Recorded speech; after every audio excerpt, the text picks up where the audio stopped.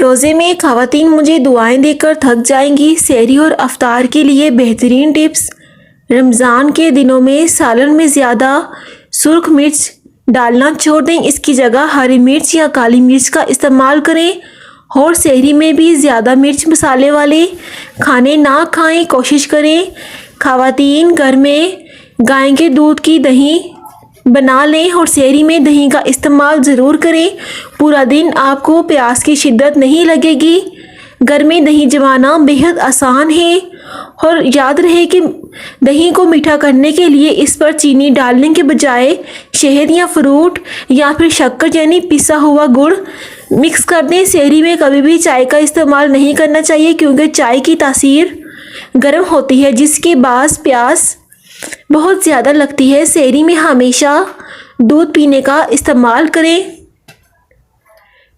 تلے ہوئے پراٹھے کے بجائے روٹی کا استعمال زیادہ بہتر ہے۔ سحری کرنے سے آدھا گھنٹہ پہلے پانی میں تخم مرنگا ڈال کر پئیں، ایسا کرنے سے آپ کے معدے کو قوت ملے گی۔ رمضان کے دنوں میں باسی کھانا کھانے سے گریز کریں، کیونکہ اکثر باسی کھانے کی وجہ سے فوڈ پوائزن ہو جاتا ہے اور اس کی وجہ سے بہت سے لوگوں کے روزے چھوٹ جاتے ہیں، اس لیے جتنا بھی احتیاط ہو سکے آپ کریں۔ رمضان میں خاص کر خواتین کو چاہیے سالن بناتے وقت نمک کا استعمال کم کریں، کیونکہ نمک موٹاپے کا باعث بنتا ہے، اور افطاری کے وقت بہت سے لوگ بہت زیادہ کھانا کھاتے ہیں جس کی وجہ سے ان کا وزن بھی بڑھنے لگتا ہے، اور عید پر بڑھے ہوئے وزن سے وہ پریشان ہو جاتے ہیں۔ سحری میں بکرے کے شوربے کا استعمال بہترین ہے، لیکن گائے کا گوشت اور ماس یا چنے کی دال مت کھائیں۔ افطاری ہفتے میں ایک دن افطار میں کھجور کے شربت کا استعمال کریں، کیونکہ